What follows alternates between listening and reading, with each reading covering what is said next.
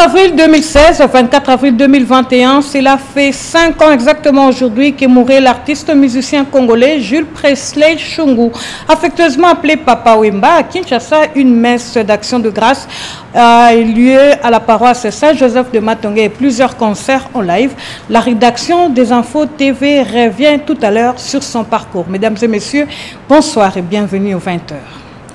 Nous allons démarrer ce journal avec le tête-à-tête ce samedi entre le président Félix-Antoine Tshisekedi et son homologue zambien Edgar Lungu en visite officielle en République démocratique du Congo. Au menu, plusieurs sujets d'intérêt commun entre les deux pays qui partagent la même frontière au niveau du Haut-Katanga.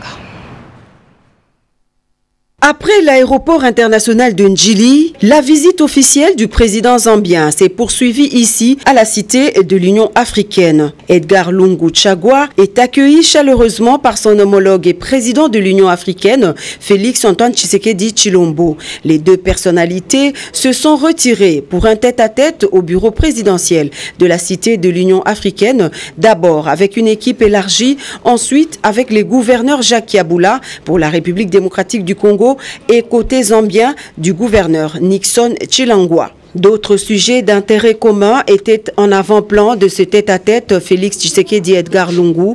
Pour sa part, le président Félix-Antoine Tshisekedi Tshilombo a évoqué les projets liés aux infrastructures routières et voies de communication. Le plus en vue, c'est celui portant sur la construction du pont Luapula qui sera jeté sur la rivière du même nom, reliant la République démocratique du Congo à la Zambie via la province congolaise du Haut-Katanga. C'est ce qui justifie la présence parmi tant d'autres personnalités du gouverneur Jacques Yaboula et son collègue de la Zambie. Une fois réalisé, ce pont permettra à la République démocratique du Congo et à son voisin la Zambie de réduire de plus de 200 km la distance entre le port tanzanien de Dar es Salaam et la province congolaise du Haut-Katanga, en passant bien évidemment par la Zambie. Au sortir des entretiens, les deux chefs d'État se sont exprimés à la presse. Pour le président zambien, sa visite s'inscrit dans le cadre du renforcement de la coopération bilatérale entre son pays et la République démocratique du Congo. Nous avons parlé d'un certain nombre de problèmes dans le sens de renforcer la coopération entre la Zambie et la République démocratique du Congo et aussi notre désir commun de comment nous pouvons apprendre de l'un et l'autre et améliorer la vie de nos populations. Sur invitation du président zambien, le chef de l'État Félix-Antoine Tshisekedi Tshilombo, dans sa casquette de président en exercice de l'Union africaine, va se rendre incessamment en Zambie pour assister à l'inauguration d'un pont d'une grande importance reliant la Zambie au Botswana.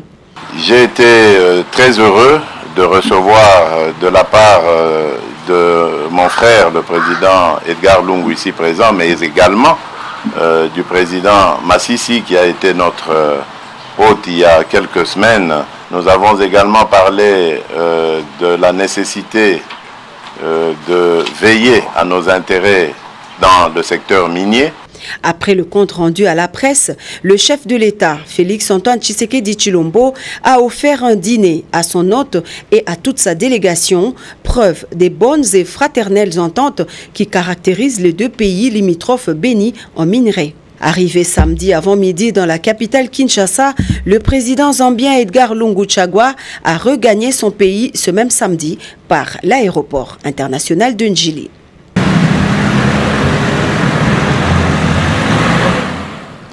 Décédé le mardi 20 avril dernier, la population tchadienne a rendu un dernier hommage hier vendredi 23 avril 2021 à son président sur place en N'Djamena, le maréchal Idriss Déby Itno. Plusieurs chefs d'État ont pris part aux obsèques, dont le président de la République démocratique du Congo et président en exercice de l'Union africaine, Félix-Antoine Tshisekedi, qui a dans son mot promis aux Tchadiens l'accompagnement de l'Union africaine pendant la période de transition. Sur la télévision nationale tchadienne, le programme a été adapté au deuil national décrété pour 2 semaines. Dans les rues de N'Djamena, la capitale, l'atmosphère est morose. La ville est calme et fortement militarisée. À l'aéroport international Hassan Djamouz, le trafic est fluide. Les délégations se succèdent pour assister aux obsèques du maréchal président Idriss Déby Itno, mort le mardi 20 avril 2021 des suites des blessures sur les champs de bataille, selon l'armée. C'est à 9h30 que l'avion présidentiel de RDC a atterri sur la piste de cet aéroport. À son bord, le président de la République démocratique du Congo et président en exercice de l'Union africaine, Félix Antoine Tshisekedi Tshilombo, accueilli par le vice-président du Conseil militaire de transition, le général de division Djimadoum Tireyana et un comité restreint d'accueil de la République démocratique du Congo. Aussitôt accueilli, Félix Tshisekedi a été conduit à la place de la Nation au 2e arrondissement de la ville pour assister aux obsèques nationales. Dans la tribune, plusieurs chefs d'État et de gouvernement, une dizaine au total, parmi lesquels le président français Emmanuel Macron. 3 temps forts ont marqué la cérémonie. D'abord, les hommages militaires avec l'entrée sur la place de la Nation de la dépouille d'Idriss Déby Itno. 21 coups de canon ont retenti lors de ces hommages. S'en est suivi le recueillement devant la dépouille par le chef d'État et de gouvernement. Le président en exercice de l'Union africaine, aux côtés du président français Emmanuel Macron, se sont inclinés devant le cercueil du maréchal tchadien. Leurs homologues ont aussi rendu hommage au défunt Idriss Déby Itno. Et le grand chancelier a été invité par la suite à déposer les attributs du maréchalat sur le cercueil. Des témoignages émouvants ont été faits par la première dame, épouse du défunt, et par 2 fils Itno. Le président Félix Antoine Tshisekedi était le premier de chefs d'État à prendre la parole. Dans sa casquette de président en exercice de l'Union africaine, il s'est dit consterné par ces disparitions et a promis l'accompagnement de l'Union africaine dans cette période de transition. Puisse le sacrifice consenti par son Excellence, le président Idriss Déby Itno, cimenter votre unité et votre attachement aux valeurs démocratiques et constituer le terreau de l'essor et du développement de votre chère République. À ce titre, soyez assurés de l'accompagnement de l'Union africaine dans cette période de transition que nous souhaitons pacifique, inclusive et démocratique, conformément à la loi fondamentale de votre pays. Toujours en rapport avec la transition voulue pacifique et démocratique, le président français Emmanuel Macron, prenant la parole, a rassuré que la France ne laissera jamais personne remettre en cause la stabilité et l'intégrité du Tchad. L'oraison funèbre était la dernière partie de la cérémonie avant le départ des officiels. La dépouille du maréchal du Tchad a été solennellement remise à la famille du défunt pour une inhumation dans une stricte intimité dans son village d'Amdjaras. Revenons à Kinshasa, la capitale, pour vous informer que l'ambassadeur du Canada en RDC a été reçu en audience ce samedi par le président de la Chambre haute du Parlement, l'honorable sénateur Modeste Bahati Lukwebo, qui par la suite a reçu le représentant de la Fondation Konrad Adenauer. La quintessence de ces différentes audiences avec notre consoeur Sandra Nyangitab. Le président du Sénat, Modeste Bahati Lukwebo, a reçu en audience dans son cabinet de travail l'ambassadeur du Canada. Benoît Pierre Lamaré est venu lui présenter d'abord ses vives félicitations pour sa brillante élection à la tête de la Chambre haute du Parlement. Les 2 personnalités ont échangé sur plusieurs questions dont la diplomatie parlementaire et l'amélioration du climat des affaires qui passe indubitablement par le vote au Parlement des lois qui peuvent attirer les investisseurs en RDC. Modeste Bahati a informé son interlocuteur du travail que fait sa Chambre à légiférer la loi sur la garantie souveraine. Avant de quitter le bureau de Modeste Bahati, le représentant du Canada en RDC a soutenu qu'il a été impressionné par le discours-programme de l'honorable président du Sénat à l'ouverture de la session de mars, dans lequel plusieurs réformes ont été annoncées. Il faut retenir par ailleurs que le Canada a promis d'aider le Sénat congolais à travers la formation des sénateurs et du personnel administratif du Sénat, ainsi que des députés et autres animateurs des entités décentralisées. Nous avons beaucoup parlé de coopération économique entre le Canada et la République démocratique du Congo.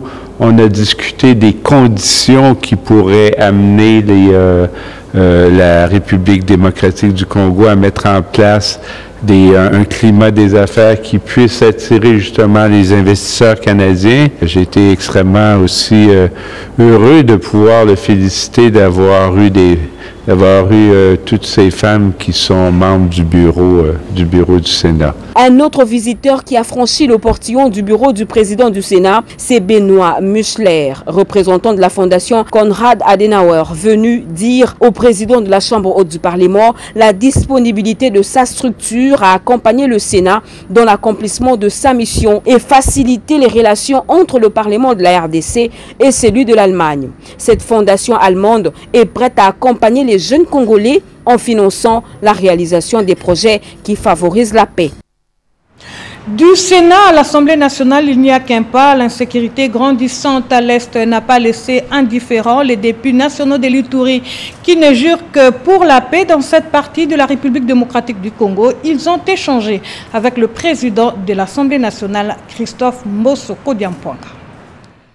La situation d'insécurité dans la partie est et sud-est du pays défraie la chronique.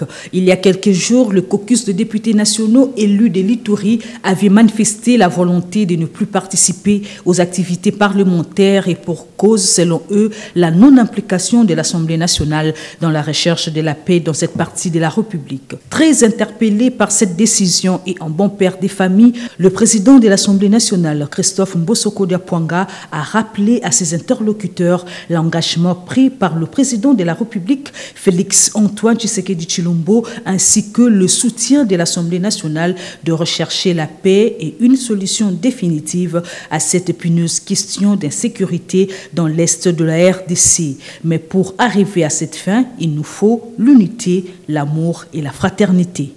Notre action était inscrite dans le cadre d'urgence et ça n'avait rien à faire par rapport au blocage du gouvernement.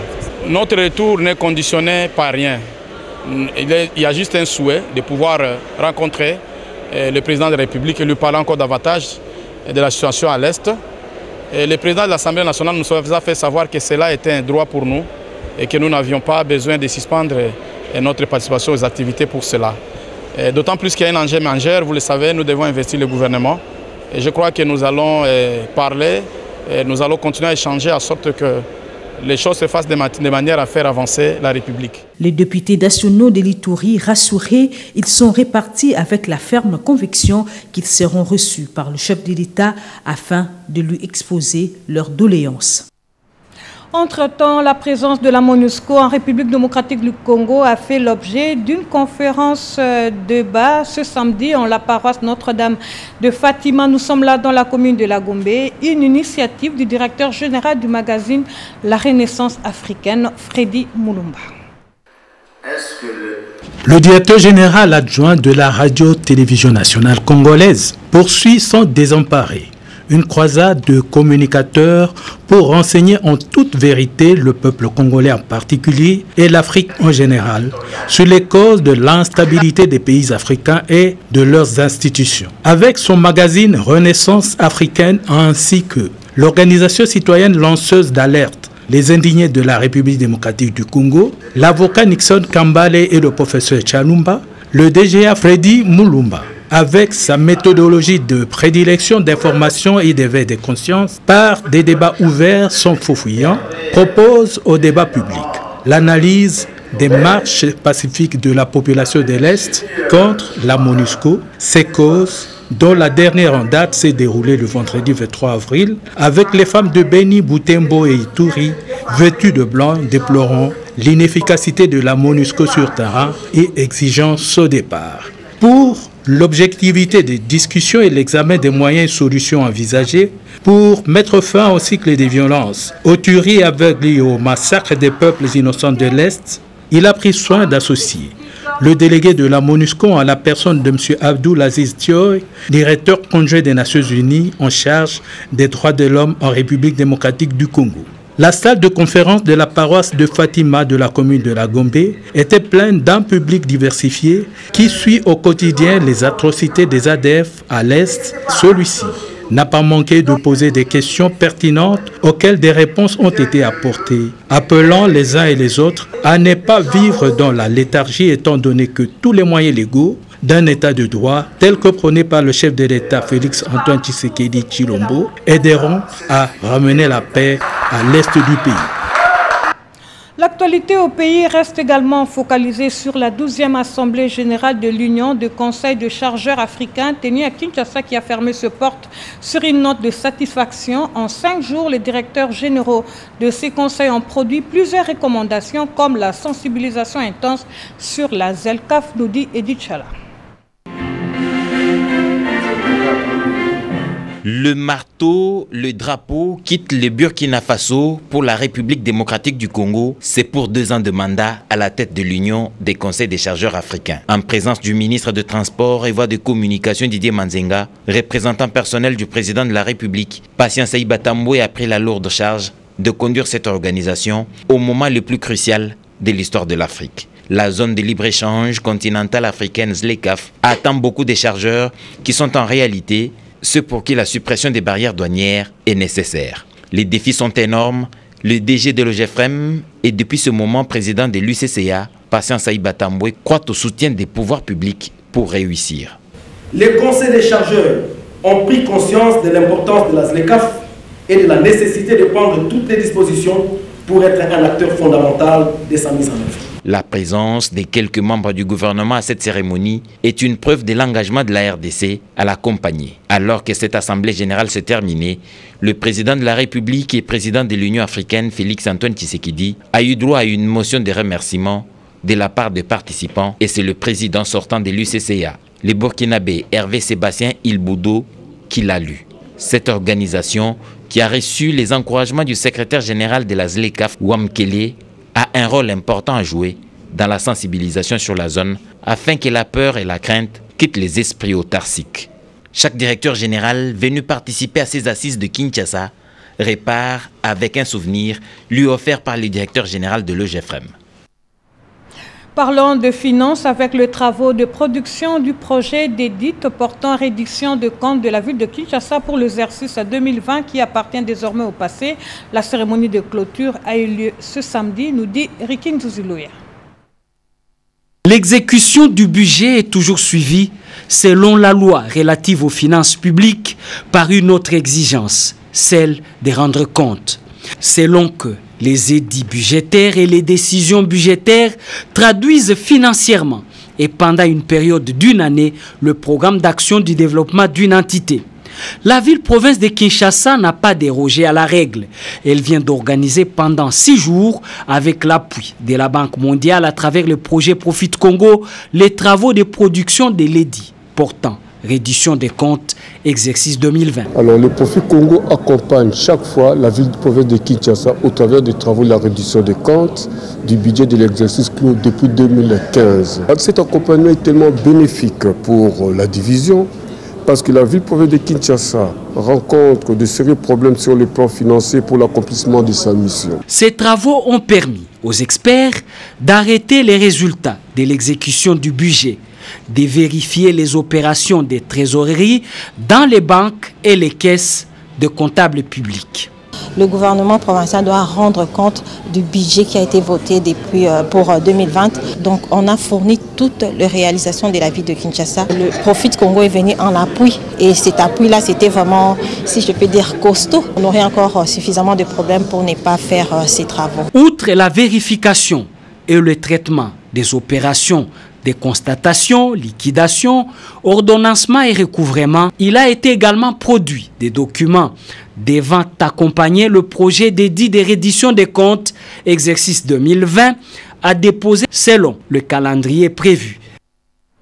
6 jours de travaux pour des résultats très encourageants. Les experts de différents secteurs de la vie nationale étaient en Boué la Lodge pour une feuille de route des réformes susceptibles de booster les investissements. Ils se sont inscrits dans la logique définie à l'ouverture de ces travaux. Pendant 6 jours, les experts des structures réformatrices du secteur public, aux côtés desquels sont associés les délégués des ministères et du secteur privé, seront à pied d'œuvre pour donner à la République une nouvelle feuille de route, des réformes capables de booster les investissements et assainir les milieux des affaires congolais. Reconnaissons notre part de responsabilité. Acceptons nos failles. Mais ne faisons pas des réformes pour plaire à certaines institutions. Faisons des réformes parce que notre pays doit être développé. N'entrons pas dans un mimétisme, mais faisons des réformes parce que nous devrions nous adapter et faire en sorte que le Congolais se retrouve dans son local content. Le directeur général de l'Agence nationale pour la promotion des investissements qui a lancé les travaux s'attend à une batterie de réformes solides et réalistes. Je mets donc le vœu de voir sortir de cette retraite une feuille de route de réformes améliorées, ajustées. Proposons donc des réformes pérennes dont la durabilité et l'impact traverseront les générations futures. Je dis à toute la salle, et moi y compris, osons les réformes. La présence de la cellule rattachée au chef de l'État à ses assises renseigne de la volonté de Félix-Antoine Tshisekedi d'assainir l'environnement des affaires dans son pays aux multiples opportunités. Nous allons servir de point de relais, donc pouvoir relayer l'information, de le ramener au niveau de l'autorité, de manière à ce qu'elle puisse donner l'impulsion qu'il faut. Une enquête produite par l'ANAPI sur les niveaux d'application des réformes a été diffusée en ouverture de session, question de donner une orientation aux réflexions des experts. L'hôtel Plaza Rotana, cadre choisi pour abriter pendant 2 jours un atelier d'échange d'expérience entre les régulateurs du secteur de postes et télécommunications de la RDC et du Congo-Brazza. La question principale était celle de savoir comment aider le gouvernement à mobiliser plus de recettes dans le flux financier du mobile money.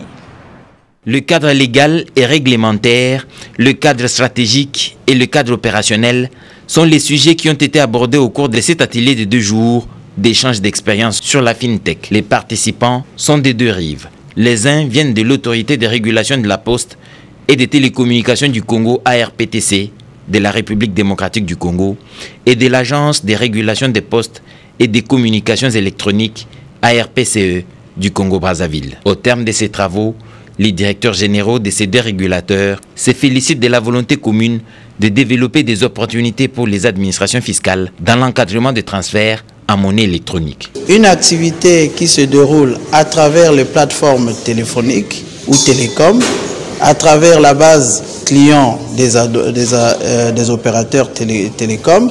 Donc il y a l'implication du régulateur télécom qui est importante. Ça c'est de 1. Et comme il s'agit de l'échange ou des transferts sur la monnaie ou le transfert de la monnaie, à ce niveau-là, c'est le régulateur bancaire qui intervient. Nous avons pu comprendre à quel point il était important, de par la matière qu'a présenté le directeur tout à l'heure, de pouvoir, je dirais, à la fois monitorer cette monnaie électronique, pouvoir en même temps aider le gouvernement à améliorer la collecte de toutes les recettes qu'il peut faire. Cette collaboration augure des lendemains meilleurs. Entre-temps, au ministère de l'Industrie, l'arrêté interministériel portant création et aménagement de la zone économique spéciale des Kuchwisi, nous sommes là dans le Katanga, a été remis à la société Genidland SA qui tient à partager son expertise en RDC, et cet arrêté accorde 2 avantages fiscaux, parafiscaux et douaniers. La cérémonie a été présidée par le directeur du cabinet du ministre de l'Industrie en présence de parties prenantes. Désormais, la zone économique spéciale de Kiswichi dans le Haut-Katanga est en droit d'opérer dans le sens plein du terme. Le processus de l'octroi de tous les documents pour l'exécution de ce projet est arrivé à terme. Le directeur du cabinet du ministre de l'Industrie, Jean-Dieudonné KVC, qui a présidé cette cérémonie au nom du ministre de l'Industrie, a procédé à la remise officielle de cet arrêté interministériel Industrie Finance et la copie de la décision pour le fonctionnement publiée au journal officiel à l'aménageur gestionnaire de cette ZES, Genidland SA. Cet arrêté offre des avantages fiscaux, parafiscaux et douaniers à Genidland. Et toutes les structures publiques et administrations concernées sont dans l'obligation d'exécuter les présents arrêtés co-signés par le ministre de l'Industrie et celui de Finances. C'est une grande joie pour moi, en tant que directeur général, pour avoir accompli ce travail.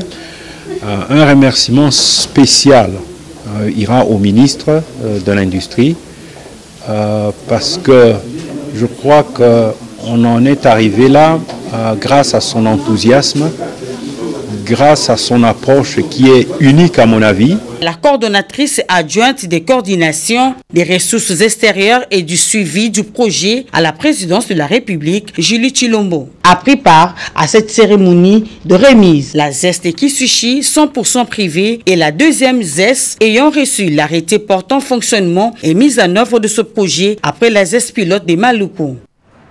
Il y a lieu de vous rappeler également que l'Afrique célèbre du 24 au 30 avril la semaine africaine de vaccination.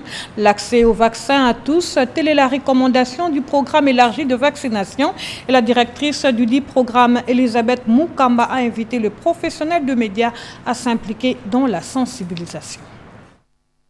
Un enfant sur 4 en Afrique n'a pas accès au vaccin. En République démocratique du Congo, beaucoup d'enfants échappent à la vaccination par manque de suivi du calendrier vaccinal par leurs parents, ce qui justifie les taux élevés de la mortalité et des morbidités dues aux maladies pourtant évitables par la vaccination.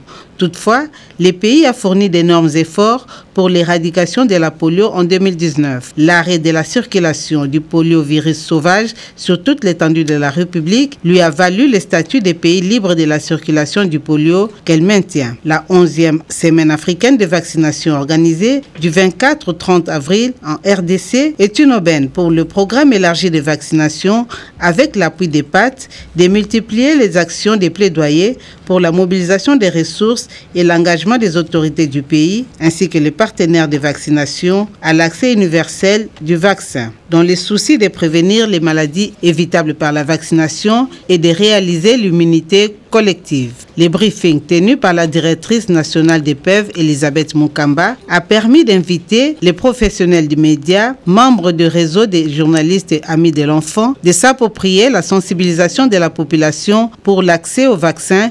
Question de concrétiser la vision mondiale du gouvernement et des partenaires de vaccination à l'horizon 2030. Le thème de la SAV 2021 est « Le vaccin nous rapproche ». Il sera question de renforcer la communication numérique en faveur de la vaccination des routines et de récupérer tous les enfants qui n'ont pas eu le vaccin. Cette semaine africaine de vaccination va insister également sur le respect des mesures préventives sur la COVID-19. Je le disais tantôt à l'ouverture de ce journal que ça faisait 5 ans depuis que mourait l'artiste musicien congolais, le roi de la rumba, Jules Presley Shungu Wemba, affectueusement appelé par ses mélomanes Papa Wemba. Le souvenir de cette icône reste encore intact et pour honorer sa mémoire, une messe d'action de grâce a été dite en la paroisse Saint-Joseph de Matongé en présence de quelques personnalités, dont le vice-ministre sortant des ressources hydrauliques et l'électricité, Papi Pongulamba. Suivez.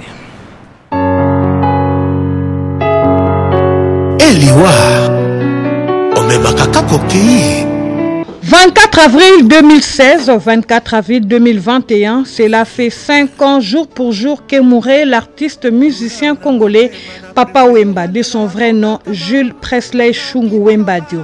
Né le 14 juin 1949 à Lubefou, dans la province du Kasaï en RDC, Papa Wemba avait passé la majeure partie de sa vie sur les scènes du monde entier, offrant à ses fans et mélomanes ce qu'il avait de meilleur, un talent fou.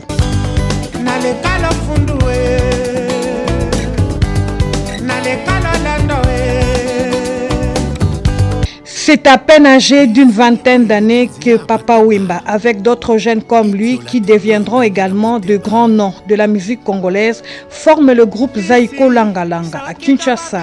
Et c'est en 1977 qu'il va prendre le pseudonyme de Jules Presley et fonde son groupe musical Viva la Musica. Cet orchestre va connaître un grand succès avec de morceaux comme Mère supérieure, Bokulaka. La liste n'est pas exhaustive. Au fil des années, il gagne en notoriété et sa musique dépasse les frontières.